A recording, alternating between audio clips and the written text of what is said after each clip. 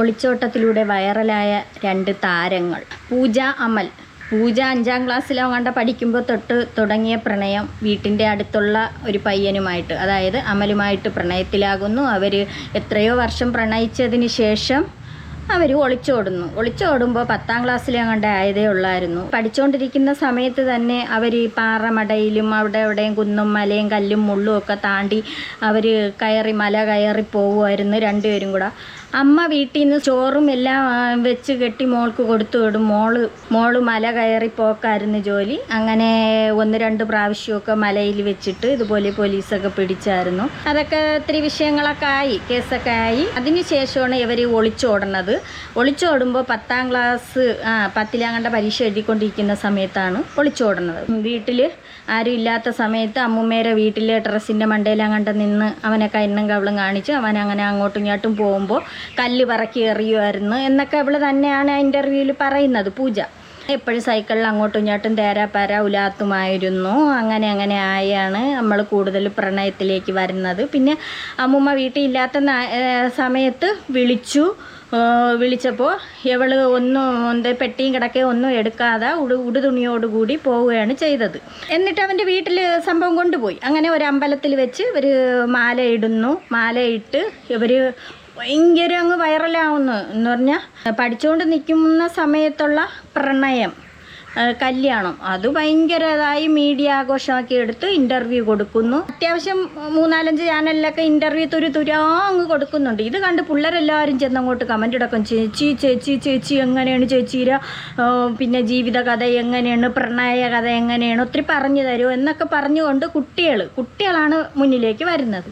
അതിനുശേഷം അവർ ഇൻ്റർവ്യൂ ഒക്കെ കൊടുത്തു പോയതിന് ശേഷം ഇവർ യൂട്യൂബ് ചാനൽ തുടങ്ങി. 2 പേരും കൂടി യൂട്യൂബിൽ വീഡിയോ ഇട്ടു. അപ്പോൾ ആളുകൾ കമൻ്റ് ഇടക്കാൻ തുടങ്ങിയിടാം, നിനക്ക് ജോലിയും കൂലിയൊന്നും ഇല്ലേ, നീ എപ്പോഴും നോക്കിയാലും ഇങ്ങനെ ഇരിക്കുകയാണല്ലോ, കുട്ടി ഒരു പരിധി ആയല്ലോ, അതിന് ചിലവിനൊന്നും കൊടുക്കുന്നില്ലേ എന്നൊക്കെ പറഞ്ഞുകൊണ്ട് ഓരോരുത്തർ കമൻറ്റുകൾ അവരെ വീഡിയോയിൽ തന്നെ വരാറുണ്ട്. ഇത് പറയണ കേട്ടും കൊണ്ട് ഈ അമല് 2 കമ്പി എടുത്തുകൊണ്ട് വെച്ചിട്ട്, നിങ്ങൾ കണ്ട എൻ്റെ ജോലി ഇതാണെന്ന് പറഞ്ഞ് ഒരു ചിറ്റിയെല്ലും എടുത്തുകൊണ്ട് വന്ന് ആ കമ്പിയിൽ ഇങ്ങനെ അടിക്കുന്ന കണ്ട്. ആ ഒരു ദിവസമാണ് അടിച്ചത്, ഇതാണ് എൻ്റെ തൊഴിൽ എന്നും പറഞ്ഞുകൊണ്ട് അടിച്ച്. പിന്നെ പൂജയ്ക്ക് സപ്പോർട്ടായിട്ടിരുന്നു. പിന്നെ വേറെ ഒരു കുഴപ്പവും ഇങ്ങനെയൊന്നും കാണുന്നില്ല. അതിനിടയിൽ പൂജ പഠിക്കാൻ പോകുന്നുണ്ട്. കല്യാണം ഒളിച്ചോടി മാല ഇട്ടെങ്കിലും അതിനുശേഷം പഠിക്കാൻ പോകുന്നുണ്ട്. അത് നിരന്തരം ആളുകൾ പറയുന്നു, ഇതിൻ്റെ പഠിത്തവും പോയി. അമ്മയും അച്ഛനും നല്ലതുപോലെ പഠിപ്പിച്ചതാണ്, ഹോസ്റ്റലിൽ വരെ നിർത്തി ഈ പെൺകുട്ടിയെ പഠിപ്പിക്കാൻ നോക്കി. അവിടെ ഒരുപാട് വിഷയങ്ങളായി. അമ്മ ഒരറ്റത്തുനിന്ന് വീട്ടിനകത്തുനിന്ന് ഈ പെൺകുട്ടിയെ പിടിക്കുന്നു, വീട്ടിനകത്തുനിന്ന് യവനുമായിട്ട് കോണ്ടാക്ട് ചെയ്യുമ്പോഴൊക്കെ ഇവളെ പിടിച്ച് റൂമിനകത്തിടുന്നു. പിന്നെ യവനെ വഴിയിലിട്ട് അച്ഛനായിരുന്നാലും പാറമടയിലിട്ടായിരുന്നാലും ആൾക്കാർ പിടിക്കുന്നു. എന്നിട്ട് യവൻ അപ്പോഴൊക്കെ ഇറങ്ങി അച്ഛനൊക്കെ പൂജയുടെ അച്ഛൻ വരുന്ന സമയത്തൊക്കെ കുഴിയിൽ ചാടുന്ന കഥയൊക്കെ അവർ തന്നെയാണ് പറഞ്ഞ് ഞാൻ കുഴിയിൽ ഒളിച്ചിരിക്കും. ഇങ്ങനെയൊക്കെയുള്ള കഥ അമലും ഇരുന്നുകൊണ്ട് പറയുന്നുണ്ട്. ഏറ്റവും കുട്ടികൾക്ക് കേൾക്കാനായിട്ട് ഭയങ്കര ആകാംക്ഷ ഇളവുന്നു. വീണ്ടും ഈ പൂജ പിന്നെ പഠിക്കാൻ പോകുന്നു. പൂജ +1 പഠിക്കാൻ പോകുന്നു. അപ്പോഴാളുകൾ പറയുന്നുണ്ട്, അവൻ പഠിപ്പിക്കുന്നല്ലോ എന്നുണ്ട്. ചേച്ചി എന്താണ് വിശേഷം, ചേട്ടനുമായിട്ടുള്ള ലവ് സ്റ്റോറി ഒന്ന് പറയുമോ? പിന്നെ ഈ കൊച്ച് പൂജ സ്കൂളിൽ പോകുമ്പോഴൊക്കെ കുട്ടികൾ പൂജയെ അങ്ങ് പൊതിയും.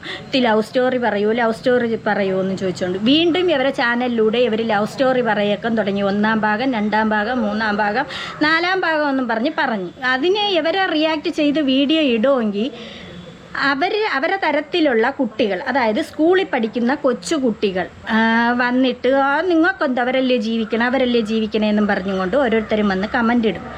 എന്തിനാണ് ഈ പിള്ളേർക്ക് ഇങ്ങനെ പഠിക്കണത് ഇഷ്ടമില്ലാത്തത് കൊണ്ടായിരിക്കാം ഇങ്ങനെ ഒളിച്ചോടുന്നു. അവർ കല്യാണം കഴിക്കുന്നെങ്കിൽ ചോദിക്കാം, അമൽ പഠിപ്പിക്കുന്നില്ലേന്ന്. എല്ലാവരും പറഞ്ഞ് മടുത്തപ്പോഴാണ് അമൽ പഠിപ്പിക്കാൻ വിടുന്നത്. അതിനെ പഠിക്കാൻ വിടാതെ അതിനെയും വിളിച്ചുകൊണ്ട് വന്ന് എന്നും പറഞ്ഞിട്ട് അതൊരു പടുതിയായി, ഒരു കോലം. അതൊക്കെ ശരി തന്നെയാണ്, കോലമൊക്കെ ആയി. എന്നാലും പുള്ളിക്കാരൻ എപ്പോഴും സ്നേഹത്തോടെ തന്നെ ആ വീഡിയോയിലൊക്കെ നമ്മൾ കാണുന്ന, വേറെ കുഴപ്പമുള്ളതായിട്ടൊന്നും കാണുന്നില്ല. ഇപ്പം പൂജയുടെ റിസൾട്ട് വന്നു, +2ൻ്റെ റിസൾട്ട്. പഠിക്കാൻ പോയില്ല എന്നൊക്കെ അല്ലേ ആളുകൾ പറഞ്ഞത്. ഇപ്പോൾ പഠിച്ച് റിസൾട്ട് വന്നിരിക്കുന്നു. ആ റിസൾട്ട് നോക്കണതാണ്. അപ്പോൾ ഒന്ന് കാണാം. ഇവരെ വീഡിയോ മടുത്ത് കളഞ്ഞതാണ്, വേണ്ടാന്ന് വിചാരിച്ചതാണ്. അപ്പോൾ ഇവർ ഈ റിസൾട്ട് കാണിക്കുന്നതിനിടയിൽ കുറച്ച് കള്ളത്തരങ്ങളൊക്കെ ഇവർ കാണിക്കുന്നുണ്ട്. പറയുന്നത് സത്യമല്ല എന്ന് മനസ്സിലായി. എല്ലാം ഗൈസ്, അപ്പം എൻ്റെ റിസൾട്ട് വന്നു. ഇവിടെ ടെൻഷൻ അടിച്ചിരുന്നതാണ് ഗൈസ്. എന്തായാലും പാസ്സായിട്ടുണ്ട്. പാസ്സായി. അപ്പം പാസ്സായി. ആദ്യം ഇവർ റിസൾട്ട് നോക്കാനായിട്ട് ആദ്യം മൊബൈൽ എടുത്തപ്പോൾ തന്നെ ഇവൻ പറയുന്നുണ്ട്, അമല്, അതായത് ചോട്ടു പറയുന്നുണ്ട്, നിങ്ങളടുത്ത് കള്ളത്തരം പറയില്ല, ഉള്ളത് മാത്രമേ പറയൂ എന്ന് പറഞ്ഞിട്ടാണ് തുടങ്ങിയത്. പക്ഷേ ഉള്ളതല്ല പറഞ്ഞത്, ഇത് കള്ളത്തരമാണ്, നിങ്ങളെ പറ്റിക്കുകയാണ്. അതെ അതെ, എനിക്ക് കോളുകളൊക്കെ വരുന്നുണ്ട്. അമ്മയെ വിളിക്കുന്നത്. അമ്മ എടുത്ത് പറയാം. വീഡിയോ എടുക്കുമ്പോ തന്നെ അമ്മ വിളിക്കുന്നത്.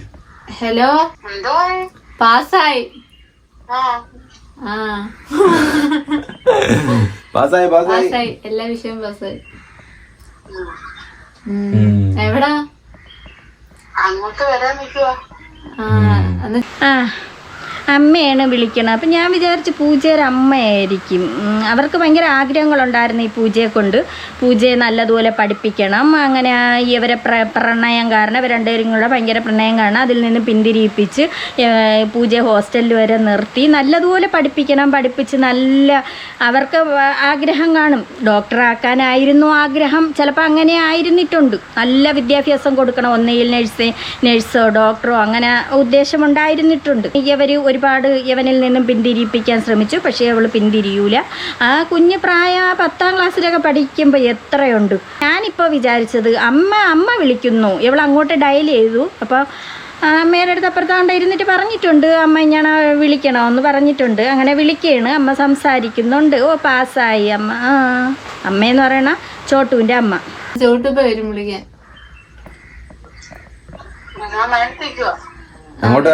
വരണോ guys? Eligible for higher studies. Pass ആയിട്ടുണ്ട്. ഇത് എന്റെ പേര് തന്നെയാണ്. നിക്ക് അതും കൂടെ ഞാൻ കാണിക്കാം. പൂജ B 2000 എന്റെയാണ്. പാസ് ആയിട്ടുണ്ട്. ഓക്കെ. അപ്പം പിന്നെ A+ലൊന്നും അല്ല കാര്യം, മാർക്കിലാണ്. +2 A+ലല്ലേ കാര്യം, A+ലാണ് കാര്യം. +2 മാർക്കാണ് നോക്കണത്. ജസ്റ്റ് പാസ്സായെന്ന് പറയണം. 30% അല്ലെങ്കിൽ 35% മാർക്കുണ്ടെങ്കിൽ പാസ്സാവും. വെറും മോശമായിപ്പോയി കേട്ടോ. എന്താ ഞാൻ പാസ്സായിട്ടുണ്ട്. എനിക്ക് പേടിയായിരുന്നു സത്യം പറഞ്ഞാൽ, പാസ്സാവൂ ഇല്ലയോ എന്നുള്ള പേടിയായിരുന്നു. പക്ഷെ ഞാൻ പാസ്സായി. എനിക്ക് ഇനി ഹയർ സ്റ്റഡീസിലേക്ക് പോവാം. ഇനി അമ്മയൊക്കെ വന്നിട്ട് എന്താ അമ്മ വിളിച്ച് അമ്മയോട് പറഞ്ഞു ഇനി അമ്മയൊക്കെ. അതൊക്കെ നിങ്ങളെ സന്തോഷം. ജയിച്ചാലും ചിലർക്ക് ജയിച്ചാൽ മാത്രം അത് ചിലർക്ക് സന്തോഷം കാണും. പിന്നെ ഈ ചോട്ടുവിന് സന്തോഷം കാണും. അവളെ കുഞ്ഞുനാളിലെ അടിച്ച് മാറ്റിക്കൊണ്ടുപോയത് അമ്മ അച്ഛനും നല്ലതുപോലെ പഠിപ്പിക്കണമെന്നുള്ള ചിന്തയോട് കൂടിയാണ് ആ കുട്ടിയെ വളർത്തിയത്. അവരിൽ നിന്ന് അടിച്ച് മാറ്റിക്കൊണ്ട് പോയത് കൊണ്ട് പലരും ചോദിച്ചു, അവളെ പഠിക്കാൻ വിടണില്ലേ എന്ന് പറഞ്ഞതിൻ്റെ പേരിൽ അവളെ +1 പഠിക്കാൻ വിട്ടു. ഇപ്പം +2 ആയി. അറിയാമല്ലോ, പ്രണയിച്ച് 10ാം ക്ലാസ്സിലൊക്കെ പോട്ട് അല്ലെങ്കിൽ 5ാം ക്ലാസ് തൊട്ട് 6ാം ക്ലാസ് തൊട്ട് പ്രണയിക്കുകയാണെങ്കിൽ ആ പഠിത്തം ഏത് രീതിക്ക് പോകും എന്നുള്ള മനസ്സിലാക്കാന്നുള്ളത്. ജയിച്ചത് തന്നെ വലിയ ഭാഗ്യം. നേരിട്ടുള്ള സന്തോഷ പ്രകടനങ്ങൾ നമ്മൾ കാണിക്കാം. പിന്നെ ഒരു കേക്ക് കുടിക്കണം. പിന്നെ എന്ത് വേണ്ട ഇനി? നമുക്ക് മാളിപ്പോവും. പിന്നെ മാളിലോട്ട് പോവാണ്. ജയിച്ചതിന്റെ ആഘോഷം മുത്തം കൊടുക്കണം.